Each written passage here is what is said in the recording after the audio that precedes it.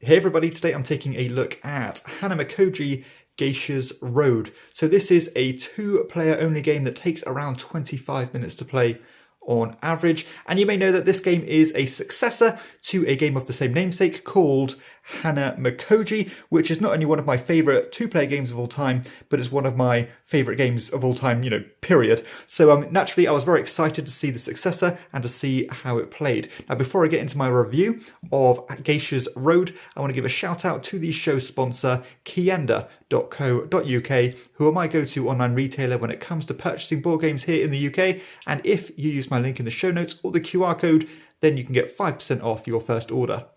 Okay, so while Geisha's Road is still a card game like the original Hanamikoji, there is certainly a lot more going on here in terms of the table presence and components. So you're going to have these 5 different kind of buildings here of the 5 different colours, all matching the different suits of cards that you're going to have in your hand. And you're going to have the different geishas that you are trying to gain influence over, much like the original. But instead of this one having different values of geishas ranging from 2 to 5, this one, all the different geisha have a set of cards ranging from 1 to 4. So it's definitely more balanced in that respect. Additionally, you're going to have these other tokens which can manipulate the points that each geisha are going to be worth when it comes to a scoring phase. So at the start of the game, they're all worth 1 point each. But again, they can increase the more these geishas go around this kind of rondel of cards, I suppose. And you can also see that there are some additional tokens here, such as these kind of little helpers here, and also these tie-breaking tokens. And we'll touch on the relevance of them later. And much like the original, you have your 4 key actions you can take. They are slightly different than the original. And again, we'll talk about what they all do. There's going to be a deck of cards, and at the start of the game, each player is going to get 6 cards at random, and then go from there. So this game is going to play out a maximum of 2 rounds. Now, if at the end of a round, which is when each player has used their 4 actions, if any player controls 4 out of the 5 geisha, they're going to win instantly. So it does have that sudden death kind of mechanism into it.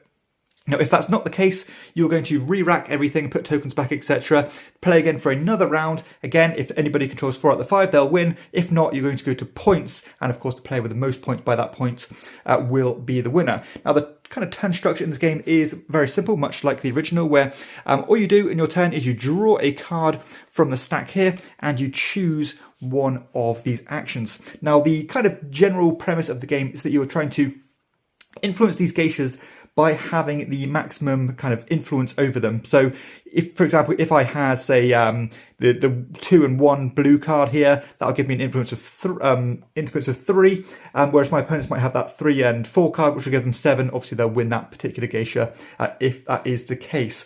But all you're going to do on your turn is you're going to select one of these action tokens, do what it says, and then flip it over to show that it has been used. So let's talk about what they do. So the first one here is probably the simplest one, where you just choose one of the cards in your hand, you play it on the matching spot here. So let's just say I chose this this blue one here. I put it on the matching spot like so, flip it over like this. Now, one of the differences in this game is that if you choose a 1 or 2 valued cards, you are going to manipulate this part of the board here. So if you drafted a 1 like I have done here, then you are going to move that particular geisha 1 spot around the rondel onto the next building like so. Now, if you take a 1, you're going to then have the option to take any combination of 2 of these tokens. So I could take 2 of these tokens, or I could take 1 token here and 1 token here. Now, these tokens here score you based on set collection. So if you have, I think it's all of the same type, you score up to 4 points, but also you get rewarded for having a bunch of the different types. However, they only contribute to 1 of those sets. So you can't get double dipping, or can't double dip on points from them.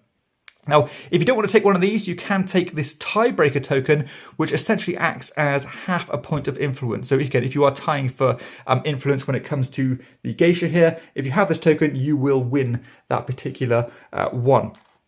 So that's what that one does. Now, the 2 cards work in a very similar way, but instead of moving 1 spot and taking 2 tokens, you move 2 spots and take 1 token. Now, another reason why moving these geisha is important, because if they ever go all the way around the rondel here and land back exactly on the spot where they started, then the value of those geisha is going to increase using these tokens here. So in the first round, you're going to take the furthest one to the left on this randomized kind of bunch of tokens here, and you're going to place it on that geisha, increasing the points of it. Now in the second round, if they go around again one more time, then you're going to use the bottom row here, again further increasing those points. This next action here allows you to play 2 cards face down, one of which will be kept to the side until the end of the round when it will be revealed and then added to the relevant influence, and the other one will be discarded from the round entirely. These 2 here are what kind of Hanamikoji is more kind of synonymous for, is the I split you choose mechanism. So in this one, you're going to select 3 cards from your hand. Your opponent is going to choose 1, again, potentially move the relevant geisha, and you're going to get the other 2, again move those geisha if need be. And the final one here is just like this one, except instead of having 3 cards, you put forward 2 pairs of 2 cards, your opponent chooses 1, and then you get the remainder.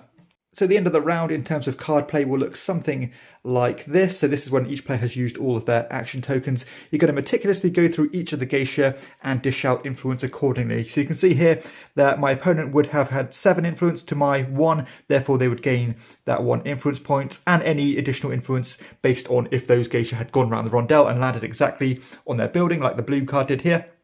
You're going to go through all of those and add up the points. You're also going to add up the points from the tokens you would have collected. Now, I've not dished them out here, but inevitably you would have had them dished out as the game progressed. So you can use this little track here to show how many points you're going to get. So for each set of the same tokens, you're going to get either 0, 1 or 4 points. And for each set of the different types, you're going to score up to 10 points if you have each of them. Now, if nobody has won 4 of the geisha outright, then you're going to do a little bit of a reset, and these kind of ones in the row are going to flip over and going to be worth double the amount of points now. These ones are going to go back onto the kind of row here.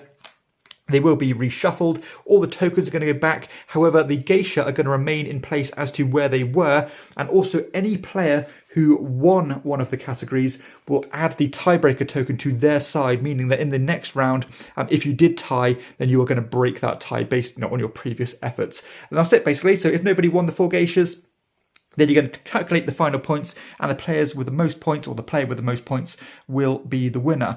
Now, there is an additional advanced rule you can use by using these counter offer tokens, which is when you use one of those I split you choose action tokens, you can kind of replace one of the cards with your own and counteract that and offer something back to your opponent. Now, I actually don't think these are a great addition. I think it adds a little bit too much to the game. However, I can understand if you want a real brain burner experience, you could want to add them in. And if you don't use them, they are actually worth 1 point at the end of the round, if you didn't use them. And there are 2 of those. So yeah, you can use them at your own will. And that's it really. So again, the player with the most points will be the winner. Okay, so let's share some thoughts on Hanamikoji Geisha's Road. So if you are familiar with the original, you can instantly tell that this game has a lot of similarities. The core experience and those core mechanisms are pretty much identical. Choosing one of the 4 action tokens, and 2 of those are that key I split you choose thing, which is great. I love that mechanism, and this game does it to an extremely high standard. It keeps all the layers as the original does, in terms of consequences to your actions, using a bit of deduction, keeping that poker face of holding cards back, leading your opponents down traps by what you're offering them. It definitely has a lot of tension here, which I love, and definitely, again, that layered gameplay, which is really rich.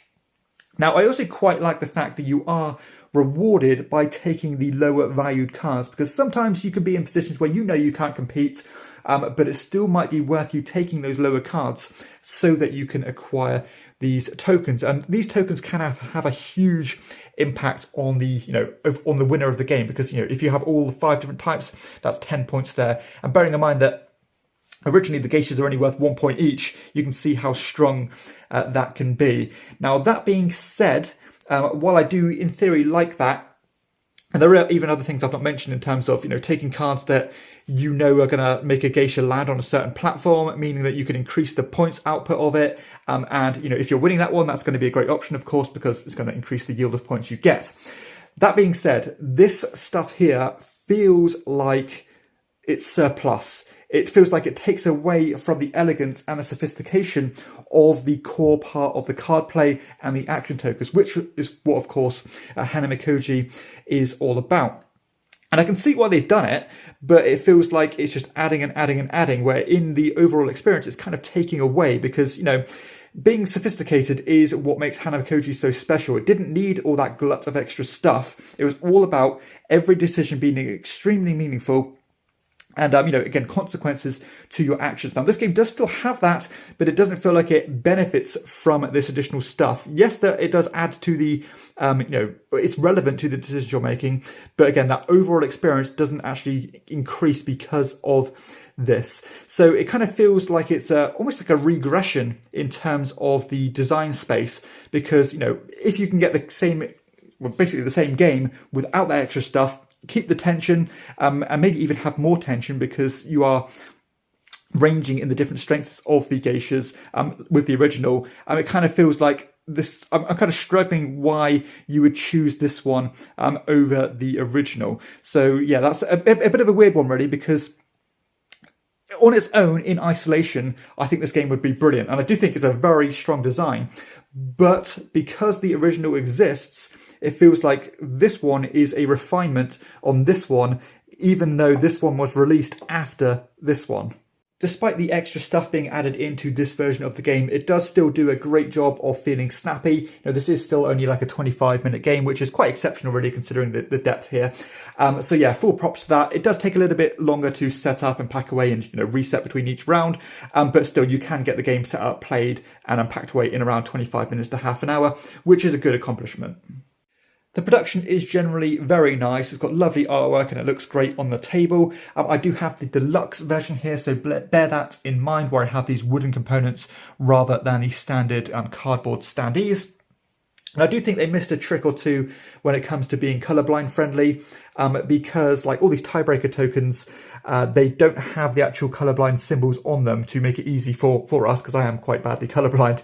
So that was a bit of a missed trick there, but generally it looks great on the table. Component quality is good, and yeah, I'm happy with it.